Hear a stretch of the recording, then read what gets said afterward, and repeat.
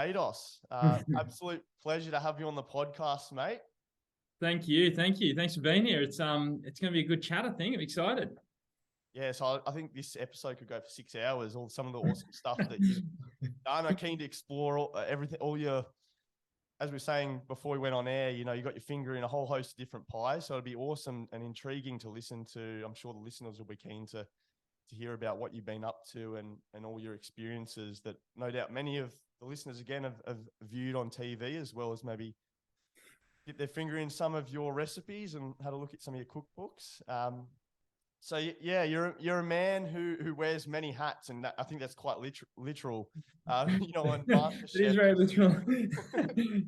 always got a new cap on. And just sticking your head up on MasterChef, I remember. You always remembered you as that guy with that cap. Is there anything about that? Have you got any? It's actually quite funny because a lot of people people either are right into the hat, or they're just totally just like, oh, what are you wearing a hat for? You look like a dickhead with your hat on backwards. I'm like, well, the reason I wear the hat is because when you're cooking, you have your head down, and when you got long hair, it hangs in your face. And it's just a bit of a hygiene, a little bit of make things a bit neater and tidier. I could wear a little I don't know, I guess a tennis headband or something that would work. But no, the hat seems to do the trick, and it just holds it all together. But lately I've been trying to not wear the hat as much, just to let the locks free and see how we go. But no, the hat it's purely just to keep the hair in out of the eyeballs. I think it's got a almost gives you some sort of symbolism to it. You as the chef with the cap kind of thing. Also, I guess it hasn't really done too much damage too, because you won Clio Bachelor a year 2012, didn't you? So it's a bit of a claim to fame there. I don't think the cap and the look's doing too bad. So I got the big mo on at the moment. It's not even November. I'm just rocking the mo for started early. Yeah, the missus actually enjoys it, so I have to pull it out every now and again to keep her happy. Good stuff, mate. But yeah, diving into, I guess, what we're going to discuss today. So it's awesome to have you on the Normalist podcast. I've been meaning to get you on for some time. I've been really keen on the endeavors that you're pursuing. But you're a great example of a normalist individual. Your values truly align with your pursuits, and the integrity of your work shines through. And your parents did a great job naming you at birth, mate. Yeah, I know. Matching twins over here. But it all kind of started back when you were 22. So you were, I guess, lifeguarding. You had your lifeguard certificate at the age of 22. You're working on the northern beaches. I remember sometimes coming up from Freshie Beach, I'd see you up there sitting on the headland. And that's kind of when it all started. You had that love for the outdoors, and you loved cooking with your mum back then. Yeah, as you know, growing up on the northern beaches, it's all about the beach, being outside, connected to nature, the ocean, and it's a pretty healthy lifestyle that we all live on the beaches. Whether you're playing footy or surfing or running or netball or whatever it may be, there's plenty on. And yeah, I was lucky to grow up with a very loving family, mum and dad and my two sisters. We grew up in DY, and mum was always around food.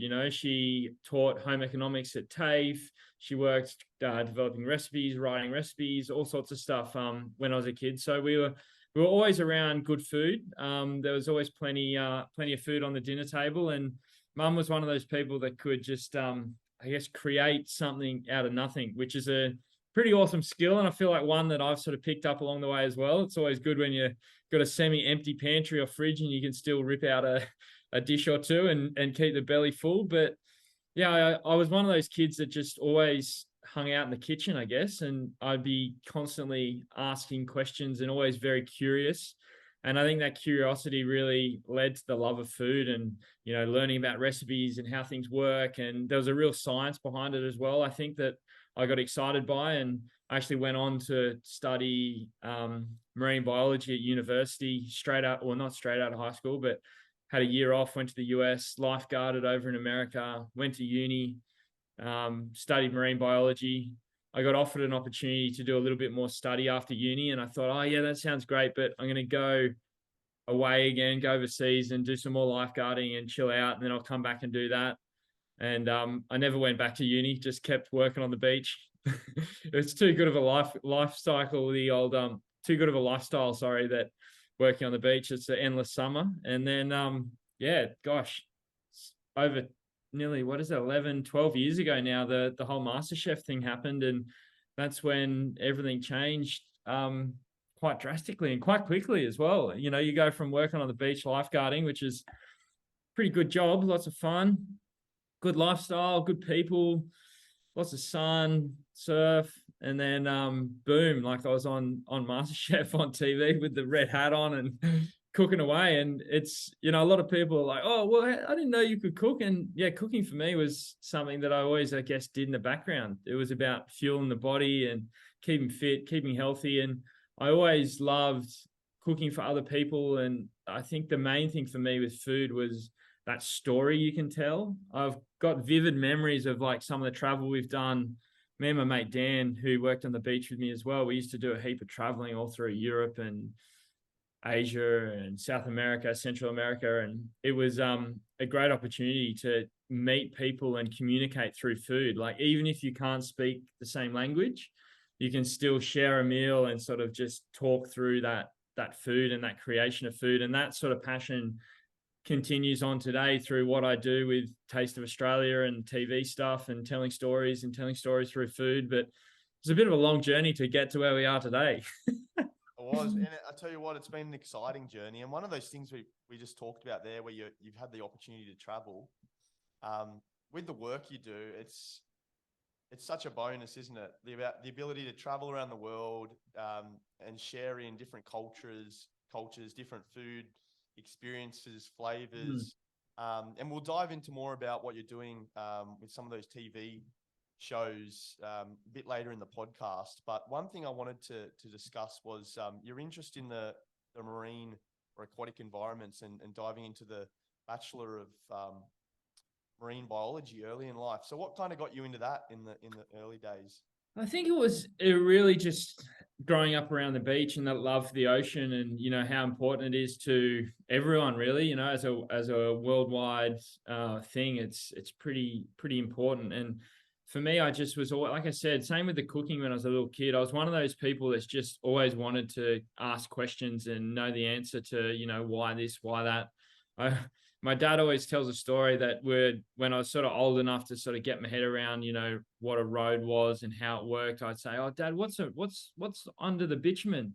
And he goes, "Oh, you have road base." And it's like, "What's under the road base?" And I would just keep going until he sort of got to the middle of the earth, basically. You know, it's like, just wanted to know more and more. And I think that curiosity sort of comes through when I look at my sort of love for the ocean. And initially, you know, a lot of people think of marine biology and they think of like dolphin trainers and, you know, this sort of stuff, George Costanza in Seinfeld. But for me, my sort of like path in the marine biology world was sort of, a lot of it had to do with like aquatic plants and photosynthesis. So that was sort of my passion and where we're at. We did a lot of work on ocean acidification and the impact that CO2 levels in the atmosphere, the rising CO2 levels in the atmosphere affects the like pH level of our ocean, and how that then impacts like coralline algae. So the corals that are sort of made out of calcium, similar to our teeth, if you put them in an acidic solution, then they start to break down. So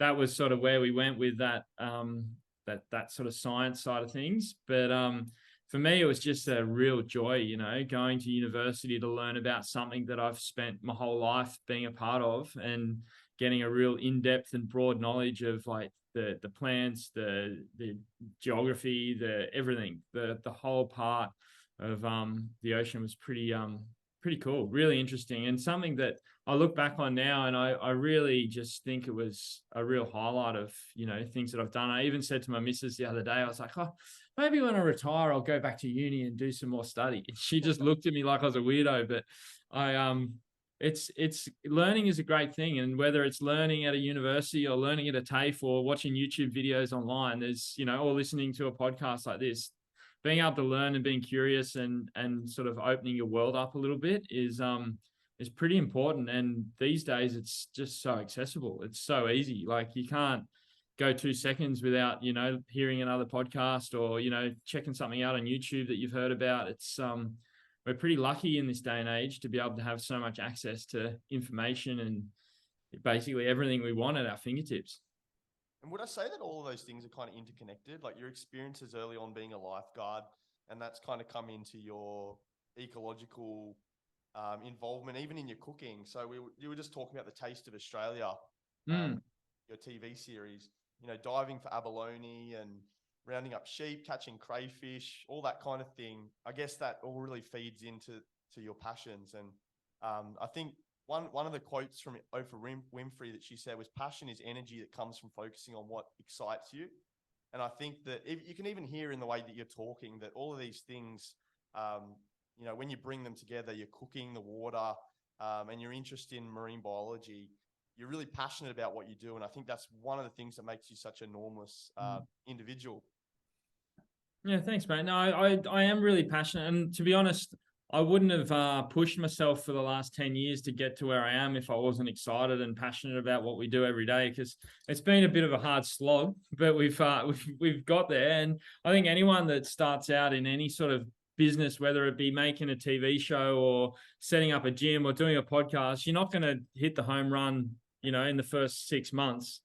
Some people do, and that's, good for them. But it takes a lot of hard work. It takes a lot of passion. And that passion, like you said, it doesn't come from just anywhere. You can't just sort of cultivate it. It's got to be deeply embedded in the person and who you are. And for me, yeah, it's always been that sort of love of the food and ocean and people, I think, and the stories that people have, and the fact that our world that we live in is just so vast and so different. I've been lucky to do a lot of travel overseas and also at home. Over the last sort of 2-3 years, it's been a lot of travel at home for Taste of Australia, which is an amazing program, an amazing opportunity for me to get out there and meet our incredible producers and farmers and providores and artisans and, people doing stuff on the land and doing things with their hands and creating products that, are really, really quite exciting. And we're so lucky in Australia with what we have on our doorstep. We've got every climate we can imagine. We've got every landscape.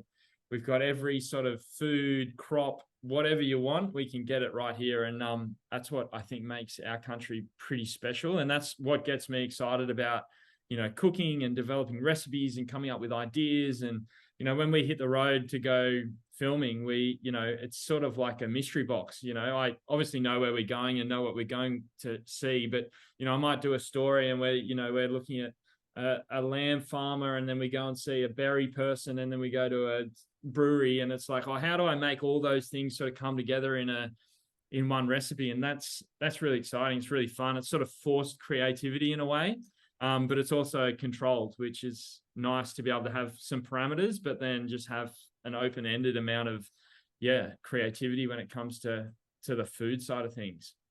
And like no dishes ever the same when you're on the move. No days ever the same. It's always changing. You're always in different scenery, and that must be really exciting and enjoyable.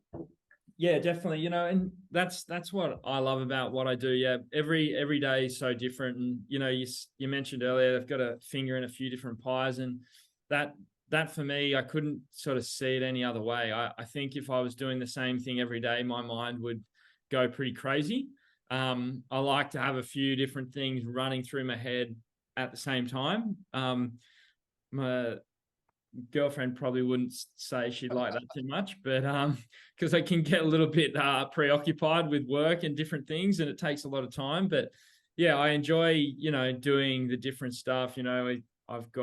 We've got the TV show, which I guess is the main thing that I do, which is really exciting. TV, food, all that sort of stuff. And then I've got a gym here on the Northern Beaches called the Cube Gym, which is an amazing space. I'm not sure if you've seen it, but we got like 300 plus members there. We've got massive open gym space. We got Pilates room, massage, nutrition, physio.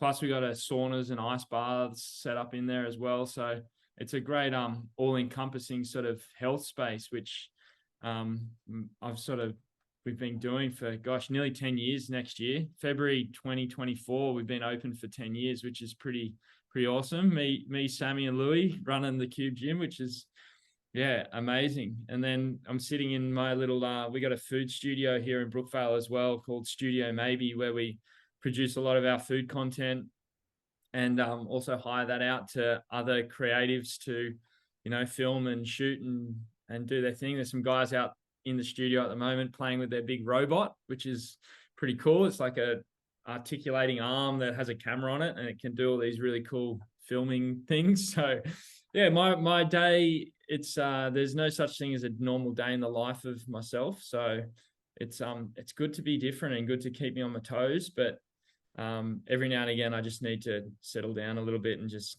come back to the center. Come back to square one. Yeah. Yeah. In that sense, let's take a bit of a rewind back to kind of where things kicked off. And as you're saying, it was almost a whirlwind. It's almost been a whirlwind last 10 years, last decade. But your passion for MasterChef, you were initially watching season 2 and the fire started to burn within. When did you initially take the step to get involved with season 3? What was involved with the process to get on board? And then once you initially got involved, what was that experience like for the listeners at home? Yeah, MasterChef, it's a big old beast. It's an amazing program that's obviously been around for, gosh, what are we at? I don't even know. Around the States.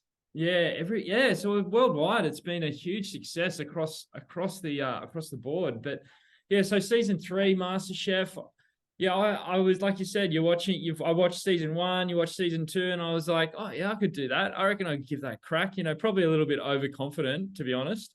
But I'd do that, and then I'd end up whipping up some Vegemite toast. You got Everyone's an armchair critic when they're at home watching the. It doesn't matter if it's MasterChef or you're watching the boys play footy. It's like, oh yeah, he could have hit him harder or whatever. Everyone thinks they could do just as good, but So yeah, I thought I'll give it a crack, and I put my application in, and it's a bit of a 3 or 4 step process. You do the paper application, then they do like a video thing, and then if you get through that stage, then you go and there was like a full cooking day where you cook for some judges that weren't the real judges, and then you go again for I think it's like the 4th sort of interview stage was like, you go and you actually cook live with cameras. George, Matt, and Gary were there. They talk to you. It's sort of like really reminiscent of what would happen on the show, and basically to see if you've got what it takes. And then from there, season 3, it went from, you started at like top 50. So there was 50 people to start with, and they culled it down to 24. And yeah, it was quite intense time. It was full on. I was amazing learning experience because, back then it was very different to what MasterChef is now, because these days, most of the people that are on MasterChef were like 4-year-olds when they were watching the show. It's been going that long. There's like 18 and 19, 20-year-olds on MasterChef, at the moment that grew up watching the show, and the skill level is just incredible. What MasterChef has done for food in Australia and around the world is just amazing. It's opened people's eyes and got people excited and learning new skills. And I think it also shows that if this bloke with a hat on backwards from the Northern Beaches can do it, then I reckon I can give it a crack too. And like, you came 6th. Well, that's what I was going to say before. You came 6th. So you got culled from 50 all the way down to 6th. Yeah. But when we look at things like Australian Idol, you see guys like Guy Sebastian. And if you think about anyone who's been on Australian Idol that you can remember, there's not many that sticks to mind. There may be a handful, but you're one of those guys from MasterChef that's kind of stood the test of time.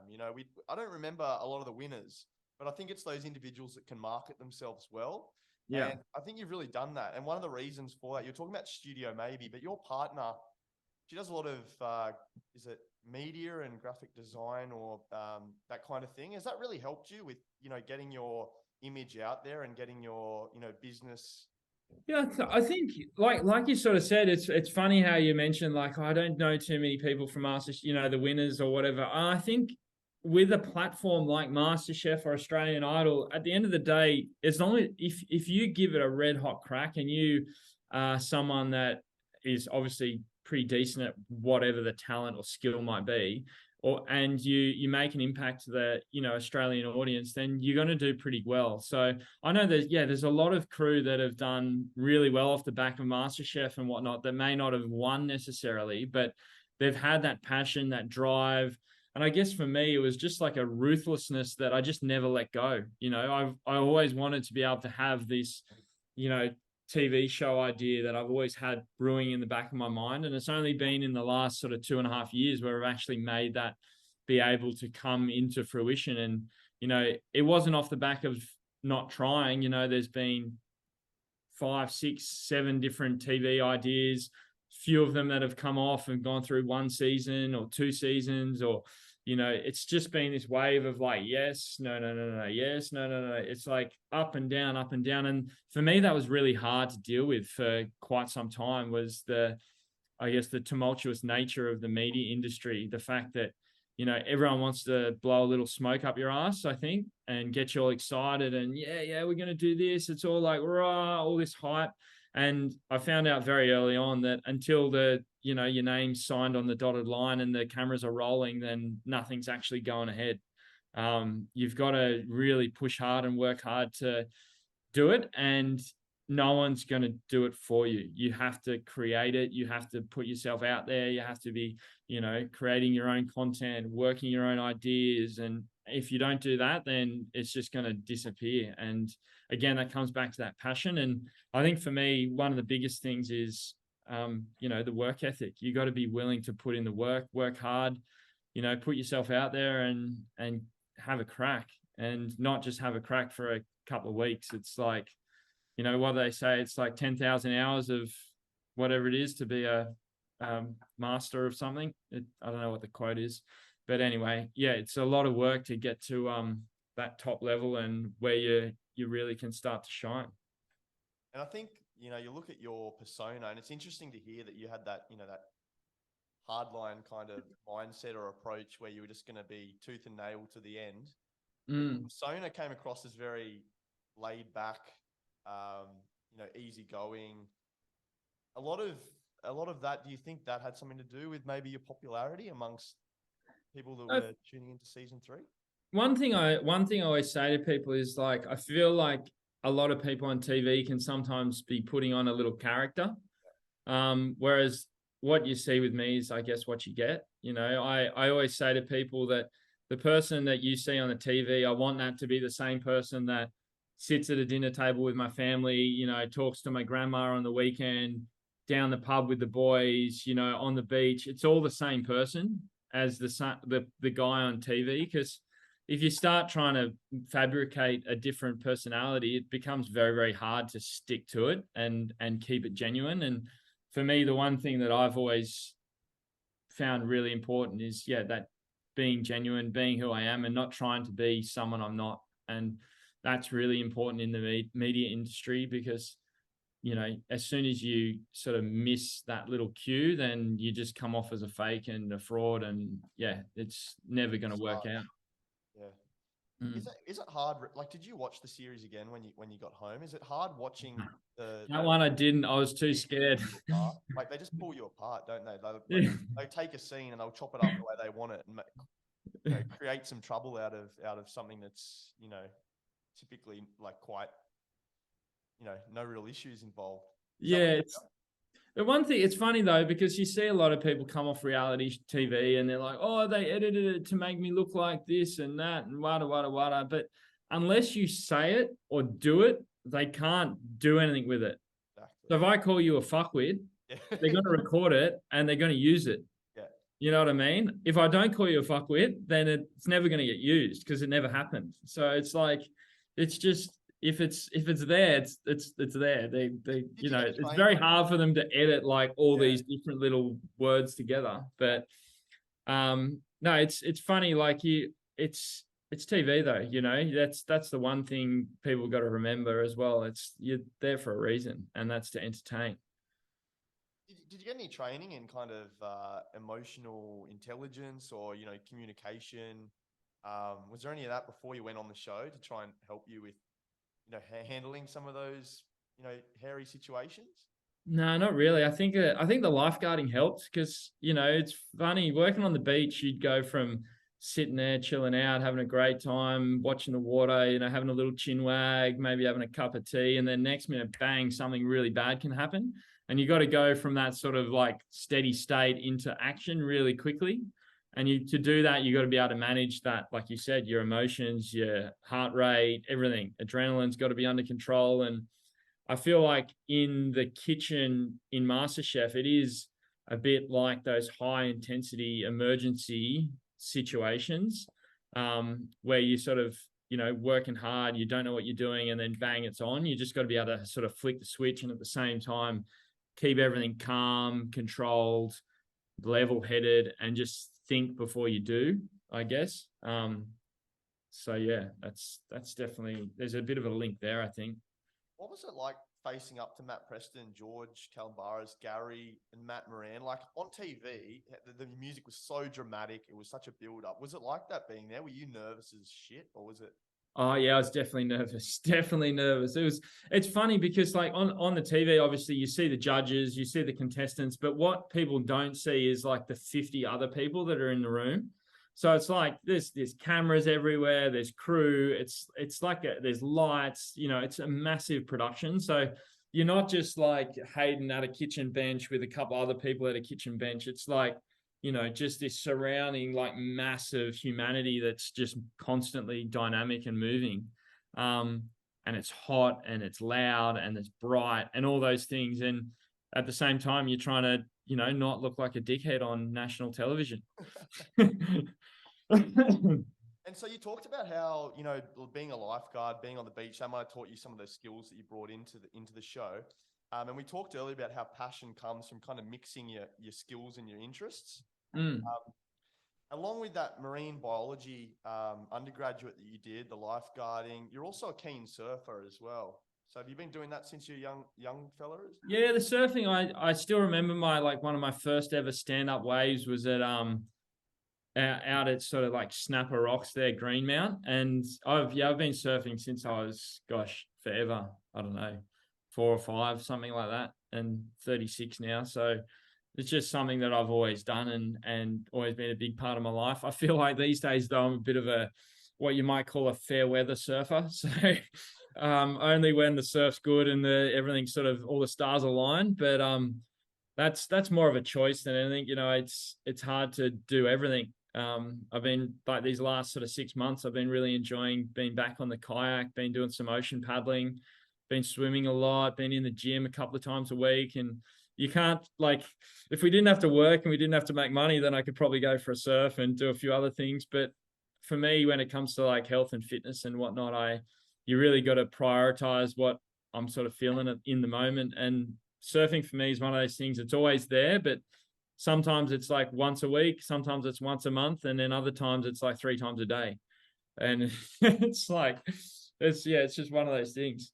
When you got the time, which wouldn't be very few and far between, you'd get those surfs in these days, wouldn't it? Yeah, exactly. If it's on though, I'll be there. And you've kind of is this your latest cookbook? But surfing the menu, you've kind of added that flavor of kind of seafood, and is that what you've done with that cookbook? Yeah, surfing the menu, even though it's funny, cookbooks, we've done 2 cookbooks. Dish It Up was the first one, which was in 2012, so like 10 years ago. And then surfing the menu, I forget what year that was, but cookbooks are just hard. Hey, it's one of those things that it's a lot of work, and they're fun to do, and they look pretty and they feel good, and you get this like real boost of like, oh, I've got a cookbook. But they're hard to, I don't know, it's hard. Imagine it's hard these days with the ebooks too, and like social media, because people can just jump online and go to find a recipe on Google. So, how do you overcome that? Yeah, it's hard, unless you're sort of like the Jamie Olivers or the Donna Hay or all those sort of people. It's hard to really push the numbers that actually get a cookbook to the point where you're making money and you're not just outlaying cash, basically. So I don't know. I'd love to do another book. I think at the moment we're thinking about and working towards a Taste of Australia cookbook, namely because we've got so much great content. There's so many great stories. It wouldn't just be a cookbook, and we've got like I was doing some recipe stuff the other day. We've got over 100 recipes from Taste of Australia. We've done 64 episodes of the show. So there's definitely a lot we can sort of pull together and make that work. But it's just it's a hard one because it's just a time thing and a priority thing. But my food has always sort of been that sort of coastal, fun, vibrant, fresh, sort of achievable food that people can, cook on the barbie, cook in the middle of the week, still going to impress at a dinner party, never too fancy. And that's sort of the food that I love to eat. And I think it's the food that is sort of approachable for, guys our age, families, people that just want to do something a little bit fun, maybe a little bit different, but still along, a similar vein to what they may know or love. Yeah, something that everyone can kind of replicate. It's probably more convenient and manageable for a lot of people. There's no point having a Crockenbush in your Exactly right. Yeah, there's no point creating a cookbook just to stroke your ego and say, look, this is what I can do. Good luck at home. Yeah. And so you're also a regular contributor to Delicious Magazine. Yeah, Delicious. That's quite handy as well. Get your dishes out there, and I'm sure they kind of use you a lot to promote different recipes around Christmas time and Easter. And yeah, Delicious is great. Obviously it's one of the best food mags in Australia that we've got, and their online presence is pretty amazing with all the recipes they've got on there. So we used to do a regular column called Delicious on Sundays, which unfortunately isn't happening anymore, which is a bit of a bummer. But that was, again, that sort of, it was like 5 recipes that they put in the paper on a Sunday. And it'd be a great sort of guide to midweek eating across the week. And it's good working with a big team like that because, they have that great group of people, from photographers to stylists to editors. And working with a big corporate team is fun because you got so many different creatives coming together to produce great content. That it was a really good learning opportunity as well for me, which is always important. You always got to be learning and driving off that for sure. And networking and learning off others. Exactly. Yeah. Where can listeners purchase those books? Obviously, you said they're really hard to kind of push, but Dish It Up, Surfing the Menu, are they in all? Yeah, they're available on. I think the best place I find for me when I'm getting any book is Booktopia is pretty good. They're all on there for sure. I know they're on Amazon as well. But Booktopia is generally where I get all my sort of cookbooks, and I know that both those books are on there also.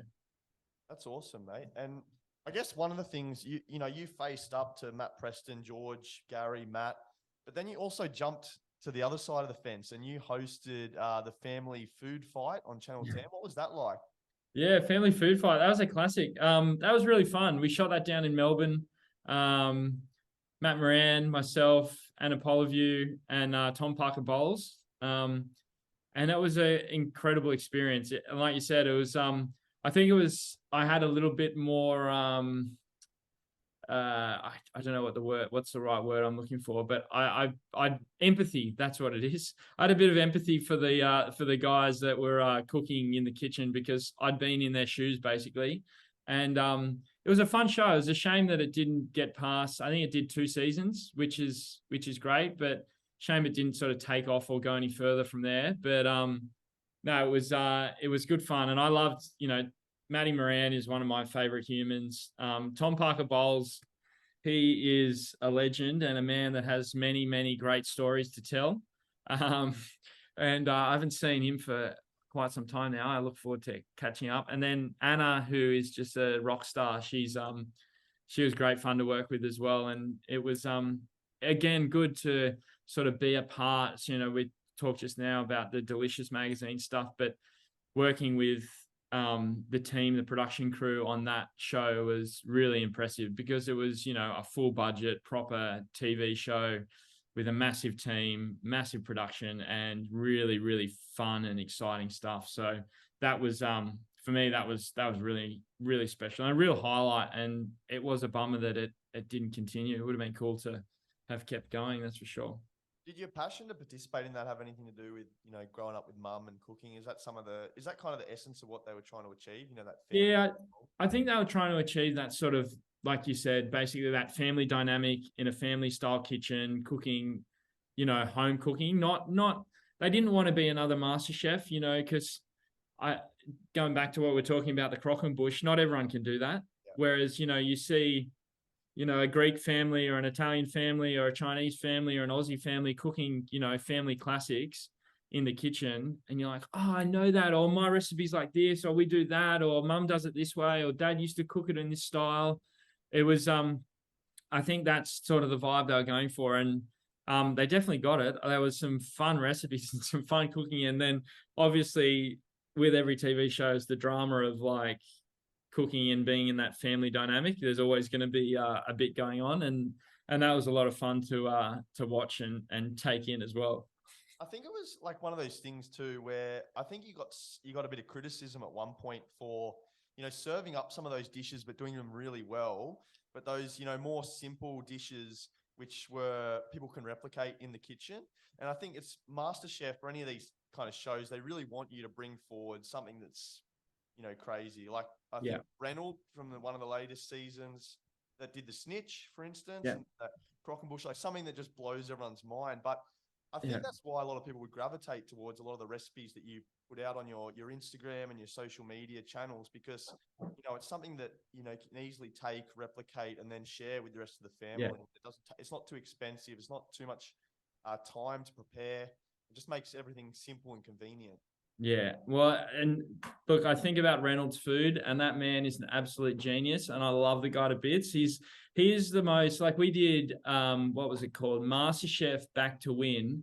And Reynolds, he helped me out so much with all the dessert stuff. He's one of those guys that is an absolute genius in the kitchen, but also a freaking legend, and someone that's got so much time to help share, educate, share knowledge, share ideas. And that style of cooking is certainly not me, but there is such a place for it. And that's the sort of food that for me and a lot of others that's what you want when you go out and you have a dining experience. You want to pay to experience that. I don't want to be doing that in my kitchen on the weekend when it's like 40 degrees and the sun's shining. Mate, I go to Piedmont and I go to a top end restaurant, and you pay $70 for like one little scallop on the plate, and I can try and finish off half the cupboard. So it's one of those things where there's nothing beats home cooking, and when you can replicate something like you or another MasterChef out there is able to put together and utilize your recipes, and that's why media these days is so great, because we can take what other people are doing in the comfort of their own home and then replicate it in our own kitchens. Yeah. But we're moving outside the kitchen and over to South Africa. So the Hayden Quinn show in South Africa. Yep. You've had the awesome opportunity to travel over there. I would absolutely love to go to East Africa and explore, the Serengeti safari. That would be, right up the top of my bucket list. Did you get an opportunity to do that? We went, it was Hayden Quinn, South Africa. It was a 10-part TV series that aired in South Africa. It also was on SBS Food here in Australia. I think it may still be on like the SBS On Demand. I'm not 100% sure, but that was incredible, like to get a chance to go over there, travel around with a local team, learning about the local food, local cuisine, local cultures. We did a little bit of safari stuff up in, where did we go? We did like a walking safari sort of in and around Kruger, I'm pretty sure, where you're like not in a car, you're just like out on foot with all the animals, which was pretty gnarly. It's a couple of guides and then us with cameras walking around in the lions and, rhinos and stuff like that.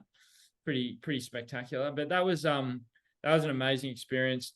Made some great friends. I actually haven't been back to South Africa for a long time now, but I'm really keen to get back there because that whole continent is amazing. And like you said, to be able to go and travel through parts of Africa it's pretty special. South Africa is funny though. It's very similar to Australia when you look at it like geographically and like flora and not fauna. Obviously, the animals are very different, but the trees, the geography, the beaches. It's there's times where I was driving through South Africa and you're like, shit, I could be in like Tasmania, or I could be in like, you know, Western New South Wales, or it's pretty spectacular and amazing how similar they can be being so far apart. And what's the produce like there? You know, what kind of dishes did you have on the menu? Um, very similar again to what we have here at home. You know, there's obviously beautiful seafood, incredible seafood around there, and but then there's also the wild game. You know, kudu, warthog, all that sort of stuff that you think, oh, I don't know if I could eat that, but it's quite common and familiar there. So it's pretty epic. I remember one of my favorites was the crayfish. Lots of good crayfish that we got, and it's like cheap, wine's good, beer's good, Yeah. service is amazing. It's a Happy great days. place to visit. Yeah. What's your top travel experience? Where have you been? Which place? You know, it might be really hard to pick, but if you had to say one place you've been, it's been an absolute highlight. Oh, Taiwan. That's going to go up there. Yeah, Taiwan is a pretty amazing country. I've been there a couple of times. I went there once for work, which was really, really cool, really fun. Really got shown the ropes by the Taiwanese team. We had a TV show on TLC Asia, like Travel Lifestyle Channel in Asia, and we, a part of the press tour, we went over to Taiwan to promote the show. And we got like the red carpet was rolled out, and it's an awesome country. I love Taiwan because I feel like it's a funny mix between the chaos of like China and then the organization and smarts of Japan sort of crushed in together. The food's incredible. The people are amazing. It's chaotic. It's crazy. And it's a whole lot of fun. And then a couple of years after that first trip, I went back with a good mate of mine, Yabs, and we did a bike tour, and we cycled all the way around the whole of the island, which is about 1,000 k's, and we did that in 10 days. And that was epic because you got to see everything. You know, the West Coast is really sort of industrial, and like, you know, that's probably where half the shit on your tables come from. Yeah. That's it's basically like that. And I'll check the And bags after we're done. and then you drop down, and then the East Coast is just, you know, it's basically like rainforest, looks a bit like Hawaii, people surfing. It's really a specky spot, and we'd ride along, we'd stop and have lunch, and we stay the night, and we go to markets, and yeah, that was it's definitely a place I want to go back to, and it's a great place to explore because it's not a massive country. I don't know if are you allowed to call it a country? Yeah, it's definitely a country. But it's a beautiful spot where you can really get a taste for some cool culture, amazing food, and great people. I'll have to add that one to Yeah. the list. I don't think too many people think about Taiwan as a spot to go. You know, most people don't really have it.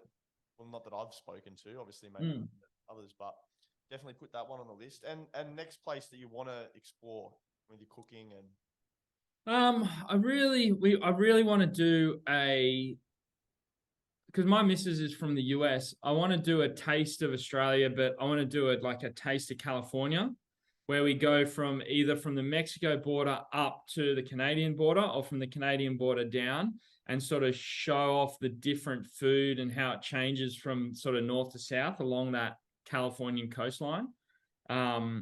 If that makes sense. And, you know, obviously past California in the north, but yeah, it'd be cool to sort of show the spread of the different food through there.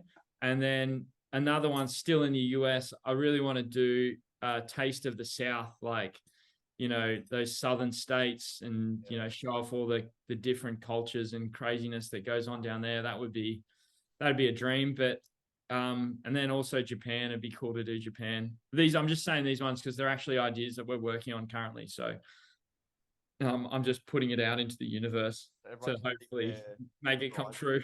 Keep our eyes peeled, and keep up to date with all your content and everything. We'll drop all the links and all the hashtag, all the everything you're working on in the show notes at the end as well, mate. So we'll plug all that towards the back end. But moving back to Taste of Australia, so I think Jeep Yeti, Robert Gordon, Australia, they all partnered with you for that series. And as you said at the start, you're just traveling around, holding genuine conversations with other individuals in a really disarming fashion, very natural, like intriguing way, which I think, for someone tuning in for the food, you get the recipes, but also really interesting to listen to yourself talking to those individuals and sharing in some of those experiences, both cultural, but also food and family and so forth. Yeah, that's with Taste of Australia, that's what we wanted to do. We wanted to showcase and show where people's food comes from. Every night we sit down at the dinner table and you've got your different food on your plate, but it's an opportunity for us to talk to the farmers, see where they're from, see what their lifestyle's like, see how they grow their food, talk about some of the trials and tribulations and the triumphs that they have, and just get a real understanding of what goes into making Australian food, basically. And it's been a real adventure. We've been to basically every state in Australia so far. We've been all the way up to Darwin, all the way down to right in the southwest corner of Western Australia, down to Tassie, Bruny Island, all throughout New South Wales, Queensland. Like I said earlier, we've done 64 episodes of the show as of, February in 2023. And then we're just about to go on the road and start filming season 7, middle of March. So it'll be another 10 episodes up the sleeve. And looks like we're heading up to tropical North Queensland, Moreton Bay. We'll go down into New South Wales, Coffs Harbour, and then around New England, and then drop into Victoria, and then across to South Australia to visit some great producers and do some cooking. But yeah, it's always been, this show came about off the back of a few chance meetings, and then myself and Ashton, who's the executive producer, we sort of created the idea and came up with it, and we've built a great team around it, and it works really well. And we're grateful for our partners that have supported us and been able to make this work and make this show what it is. And it's been a whole lot of fun. We're a small little team. There's only 6 of us when we're on the road. There's me, Ashton, sound, camera, photos, and then food. And we just get around, and we're quite nimble and quite small. And yeah, it's a fun group to hang out with. It's we see some cool things. And I'm interested, does the cuisine and like the food, the produce change too much? As you were saying before, like you want to do that taste of California, working your way around down from Darwin, down the coastline of Australia, across to like Hobart. How does that? Yeah, there's definitely differences. Obviously, with the climate and what people can grow and have in their own backyard is always different. You look at somewhere like Darwin. We were up in Darwin for a Laksa festival, so it's got the strong sort of Southeast Asian influence up there.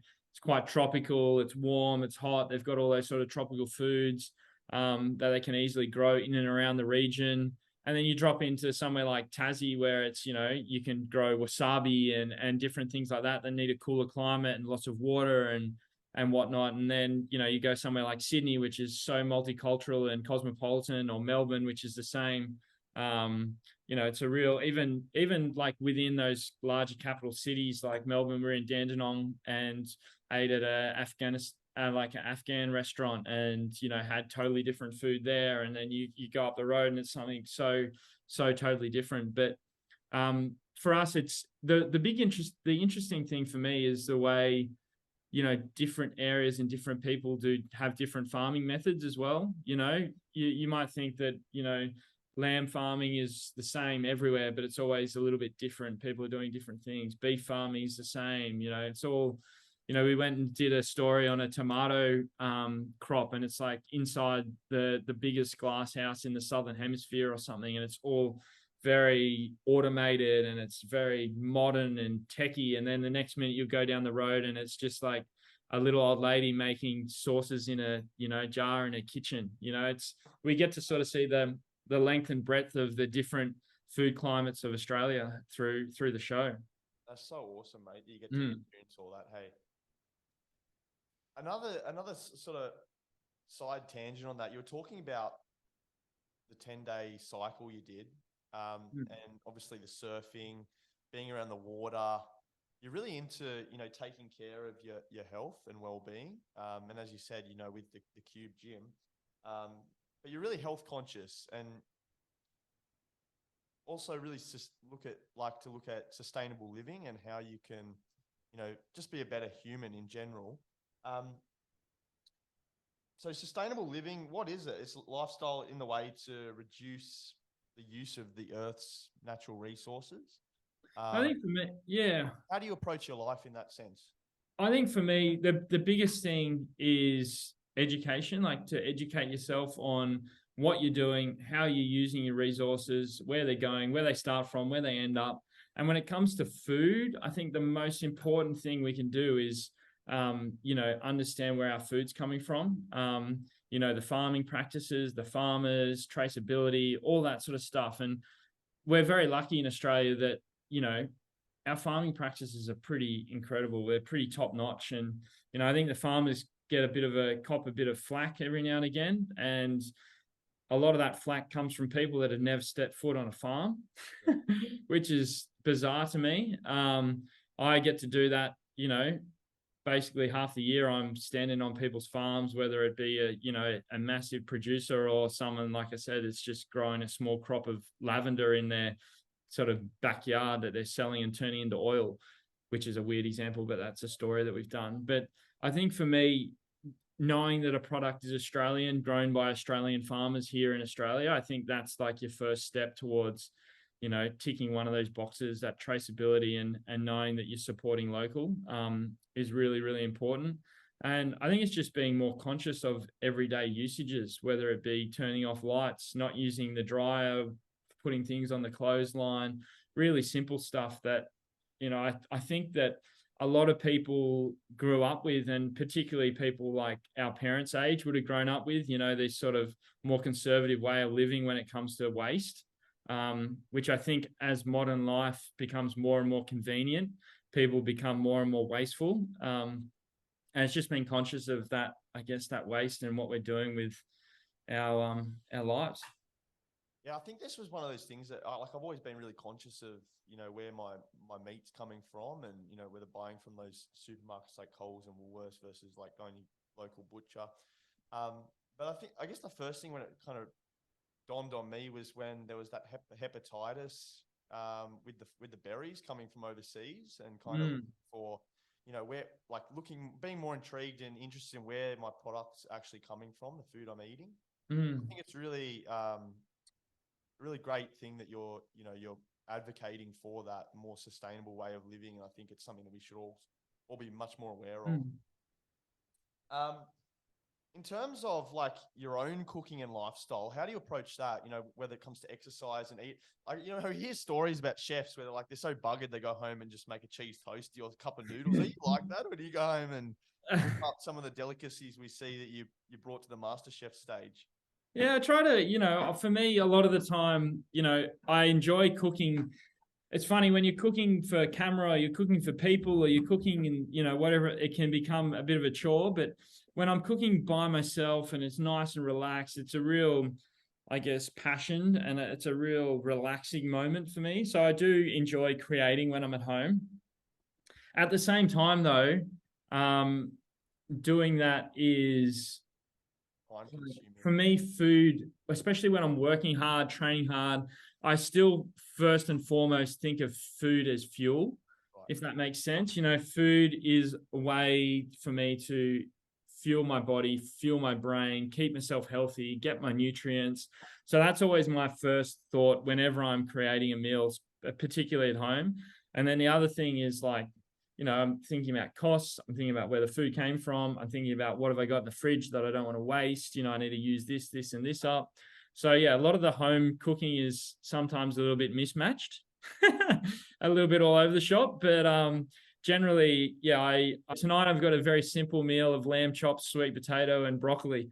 So it's like the meat and 3 veg. But it's very much about, for me, it's about fueling the body. But it is nice. I do enjoy having people around, having a bit of a dinner party, putting a bit of a soiree on. It's always fun as well. But Monday to Friday, it's just fueling up the body and keeping it real. And sometimes when we're on the road, like filming and all you got is servo pies and chicken schnitzels, that's just what it's got to be. Mate, it's a good skill to pull out though. If you're not using it Monday to Friday, but on the weekend you got a gathering and you can pull out all those delicious meals that whip up. I tell you, anyone would envy the skills, the culinary skills you have. But in terms of lifestyle and fitness, so we talked briefly before, but the Cube Gym. So yeah, I haven't actually, it's Old Pittwater Road, Brookvale, and I've been through there, and I know where it is, but I've never actually been in there. I might come down. There's a 2-week free trial that you guys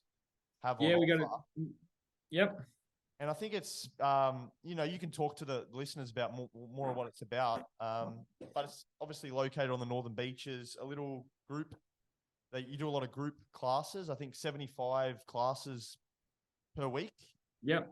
Yeah, no, it's the gym. Like I said earlier, we're coming up to our 10th year, which is pretty exciting. We actually started out the whole concept and the idea in the backyard in Collaroy, many moons ago, which was pretty cool. And it just grew from there. And we moved into a space on Harbord Road in Brookvale, and then we moved to West Street, Carter Road.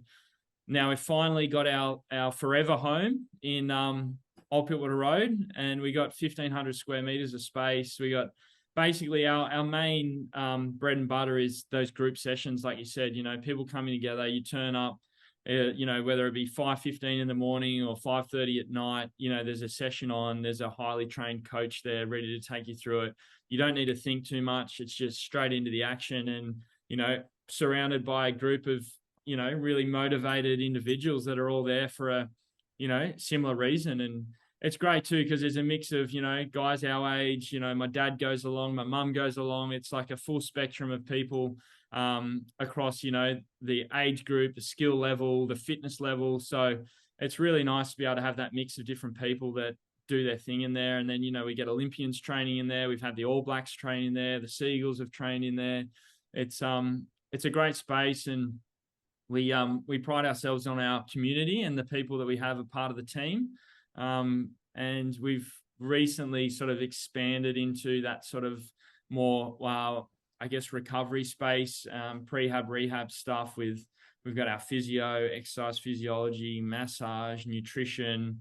We have our recovery room with ice baths, sauna, Pilates. So yeah, it's a real all-encompassing sort of health and wellness space, and we wanted to create this sort of one-stop shop. So yeah, if you're on the Northern Beaches and you're looking to get it all covered under one roof, we got it for you. I'll be down there, mate, for sure. Yeah. And you guys have got a 1,200 square meter training floor. It's a big one. So we got 2 levels sort of split across the 2. We got like 900 square meters downstairs, and then another sort of 300, 400 up top.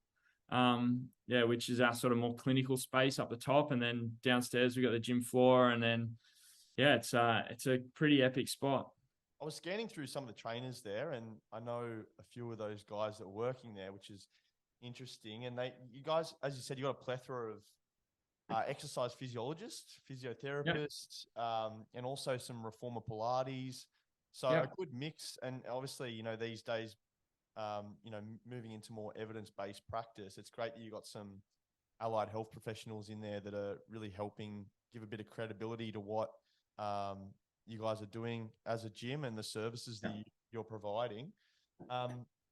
So like a team with over 130 years of experience. So I guess that's a real feather in the cap, isn't it? A great little way to promote your gym to others in the community. Yeah, definitely.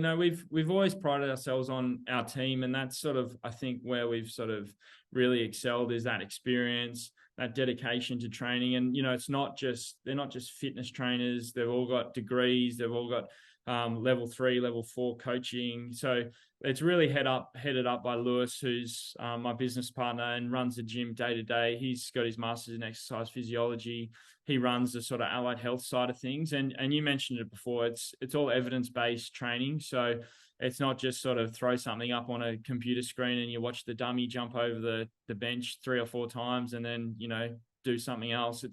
There's a coach that is there coaching. They're not just pointing at a screen. So I think that's the most important thing, is that it's real hands-on coaching, and it's somewhere where you can actually get results and see results, and do that in a, you know, a fun, sort of safe environment. And that's the important thing for us. And yeah, we got a mix of guys and girls that are our trainers, guys that have, you know, most of our coaches have been with us for pretty much the whole time, which is, I think, really impressive, and really makes the community super strong and super tight. And we just love seeing new faces come in the door and get excited about being fit and healthy and sort of catching the buzz. Yeah, and it's like the stats, for instance, for like really prominent conditions like diabetes is almost a mil. I don't think these are 100% accurate, but just over 1 million Australians living with type 2 diabetes, and with that come a whole host of other comorbidities. You know, almost 33% of everyone living with type 2 diabetes has some form of cardiovascular comorbidity as well.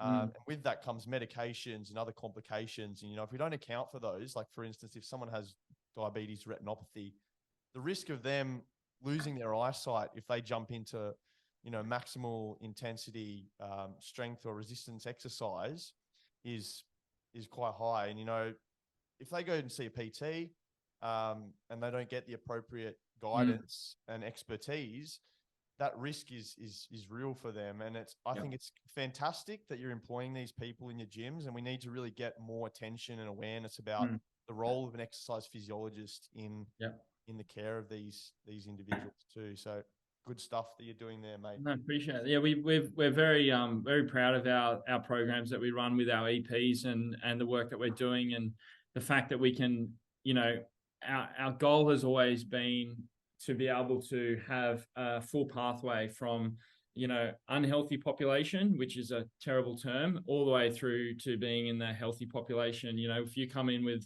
a metabolic disorder and you start one-on-one with Lewis or Matisse, and then you make your way into our small group sessions, which are run by an EP, that then leads into our foundation program, which is run by our, you know, PTs and Cert 4 guys. And then that goes into our group sessions. It's like, really is there's like a really clear pathway that we can create for someone that may be talking to their GP about medications and this and that. And there's ways that we can do it, working with a GP and working with your medication to step you through the program. And, you know, before you know it, you're down on the gym floor with everyone else having a red hot crack. That's so good, mate. And it's so good to hear. How long has the gym been around now? So we just discussed that before, but roughly. Yeah, we just ticked over our 9 years this month, and then next year is our 10th year. So yeah, it's we sort of started out in the backyard at Coleroy in 2011, but then we first sort of kicked the business off in 2014. So yeah, 10 years, a long time. Sorry, mate. Sorry to interject there, but has there been any ideas or plans to, like, in franchising, to expand business across Australia? You know, you look at some of those gyms like Plus Fitness or Anytime Fitness, and you kind of, I think you probably agree with me in you kind of want to have that local feel where you've got that buy-in from your local residents, and there's that really community, you know, and that faith in your business, versus potentially like selling out and franchising your business and moving more broadly across Australia or internationally. Yeah, we've looked at it. We had an opportunity with one of our team members who is from the Central Coast, and there was an opportunity there that COVID sort of killed, and all sorts of stuff. It just didn't really work out. It could have worked out, but COVID and fitness was never a good thing. Well, from a business point of view, COVID and fitness is a great thing. So keep fit and healthy, people. But yeah, so there was an opportunity there. But at the end of the day, we've looked at it, we've talked about it, the complexity of opening numerous venues and the potential for them to not be at a level that we would accept or want is probably too high. And when you look at it, like the cost versus, you know, the output versus what you get back, it's probably not where it needs to be. So we're just super happy with we've got a massive flagship location here on the Northern Beaches. We've got an amazing community. We've got an amazing pool of people that we can sort of bring into the community. And there's just not any need for us to make it too over complex and go crazy. Yep. Good stuff, mate. And were you like the initial founder, or was like you? There's a couple of you guys. You're a Yes. Yeah, three of us. So Lewis was the main man, the driving force behind it. He's the brains behind all the programming and the gym side of it. And then me and Sammy, we were, part of the crew and got behind the business side of it and made it all happen. I've got my Cert 3 and 4 and so Sam in PT. Which is great, and it's good to have, because obviously I wanted to be, if I'm going to own a gym, I want to know my stuff and have done the study and done the time, it was funny going back and learning again. But and it's needed if I need to jump in or take any classes and whatnot. I can always do that and help out around the business, but I try not to do that. I want the staff members to be working and making as much money as they can. I don't need to be doing it. Wouldn't that be good? You rock up to the Cube gym one morning to do your group class, and someone's taken. They're like, "Oh, we're down. Hayden Quinn's going to jump in and run the session for us." I had to do that for a couple of minutes the other day while one of the boys went to the bathroom, actually. But that was just a little quick toilet break. 1, 2. How do you juggle your time, mate? You're qualified PT. You're a qualified lifesaver. You're a chef. You're an author. You're on TV. You're running the gym. How do you manage your time? Is there any tips you can give anyone out there that's potentially struggling with time management but looking to achieve, whatever it may be, study, business, whatever it is, sport? I think for me, I'm always really clear with my goals and what I want to achieve. I am very super hyper organized. I diarize everything. Everything's in the calendar. Everything's locked in. Everything's planned out. Plus, I also really rely on the team. I've got a great team of people that I surround myself with that, work with me every day, work for me every day, work around me every day. And if we don't have that team, then none of this would be possible, whether it be the studio, the gym, the production, whatever it may be. It's not going to work unless there's a great team of people around you. And that's, I think, the most important thing, that you can everyone can rely on each other and know that the work's going to get done. Got those support networks. Yeah, really. That's it. In terms of, you're working with Partner Wine, you're a partner with Cook's Wines as well. So you want to tell us a little bit more about that? Yeah, so that's sort of something that happened a little while ago. We've morphed now into actually been doing the fizz, the hard seltzer, which has been really blowing up lately. So hard fizz is I don't know if you've seen it. I haven't heard of it, but we'll pop. Yeah, so that's the big thing at the moment. We've been going pretty nuts on that. It's been doing really well, selling across Dan Murphy's, BWS, and I guess there's almost 2,000 stores. How many stores is it? There's a lot of stores across the country that are stocking it. And yeah, that's something that kicked off with one of my good mates and the legend of the game, the great Paul Fisher, international DJ, the Fish. So yeah, he started that up with a great team of guys and girls, and we've been going for a couple of years now, and seems to be doing really well, selling lots of fizz. So yeah, that's the big one in the alcohol game. It's good fun.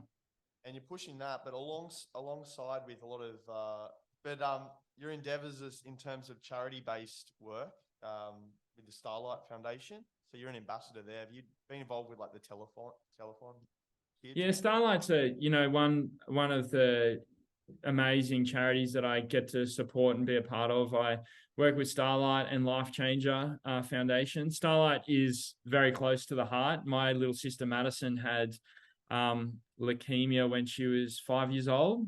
And she got through that and spent a lot of time in hospital, and Starlight and the Starlight Room out at Randwick were, a big part of that. She was granted a Starlight Wish. So we got to go away as a family and spend some time on the Great Barrier Reef and, snorkeling and just being out of, I guess, that craziness.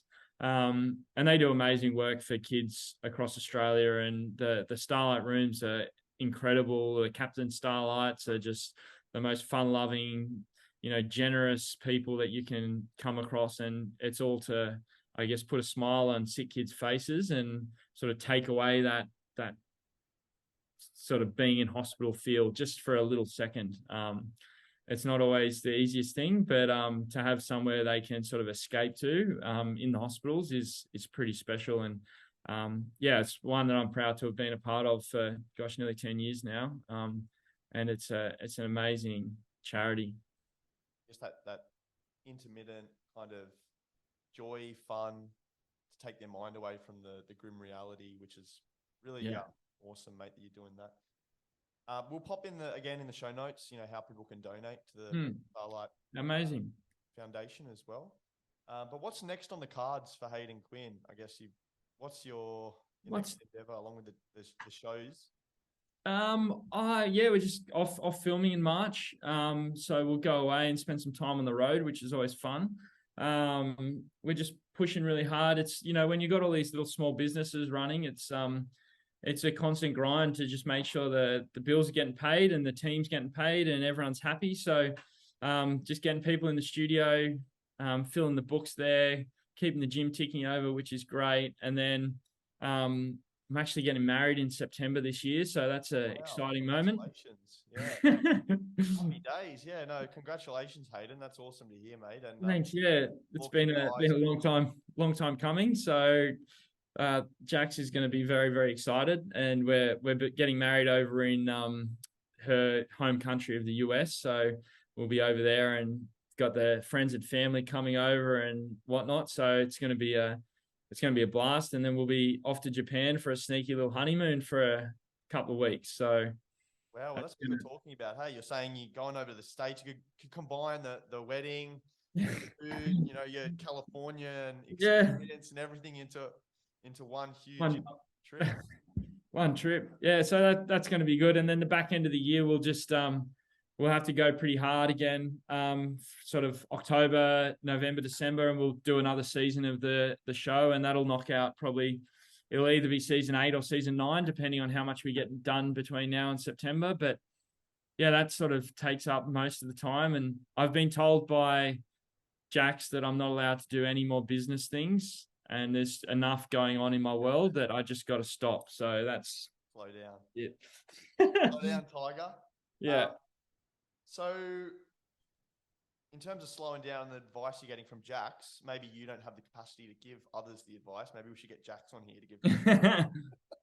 But what advice do you have for young chefs out there, or anyone pursuing their dreams? I think pursuing your dream is it's what we all want to do. It's where we're at. I think everyone should have a little something in the back of their mind that they want to achieve, or a goal that they want to tick off, whether it be, a physical goal, a mental goal, spiritual goal, or a work goal, business goal, something just to sort of keep that fire in the belly sort of burning. And I think the most important thing, and one thing that I think people try to avoid, is fucking hard work. And that's just simple as that. There's no other way to get around it. You're never going to get given something on a plate. It's never going to just show up for you. You got to work hard, you got to dream hard, and you got to just make it happen. And if you're not ready to put the work in, then it's not going to happen. And that's just that simple. That's it. Just get in, have a dig, mate. Have a fucking dig. Yeah, exactly. There's too many soft people out there. You need to harden up and have a crack. Where can we find you on social media so we can get more of this inspiration? Social media, Instagram is a big one, obviously, at Hayden_Quinn. Facebook, there's lots of, every month I do like a long form. There's actually one going live this afternoon, Friday afternoon. Long form videos on Facebook, which is you can search Hayden Quinn on Facebook. Yep. Or the URL slug is like Hayden J Quinn. And then YouTube, Hayden Quinn TV. Basically got it all on there. On Twitter as well, Hayden_Quinn. I don't have a TikTok, I don't think, but Mate, Jax is probably against all of that, but Yeah, but no, it's we've been working pretty hard, pushing out some great organic content lately, and people are really engaging with it and enjoying it. So yeah, if you're on there and you're listening to the podcast, drop us a note and yeah, let us know what you think about the recipes and give it a share. That's always important. awesome, mate. Now, today's been sensational. I've learned so much. It's been awesome to hear about your insights and all your experiences. And I just want to say thank you so much for your time and coming on the podcast, mate. It's been absolutely great to have you. No, thanks, mate. I appreciate it. And thanks to all the listeners for sticking in there and listening to us yabber on for an hour or so. Yeah. And I'm going to pop everything in the show notes, all of Hayden's social media links, all of the links to the books and different things we talked about throughout the show. I think one of the things that sticks with me is what you said about food and how it doesn't matter where you are on the earth or where you are on any continent. Yeah. Your food can speak for you. It can be a language in itself. And I think that's where we'll leave it, mate. Thanks so much for your time today. I hope your listeners enjoy it just as much as I did. Thanks, mate. Cheers, Hayden. Appreciate it.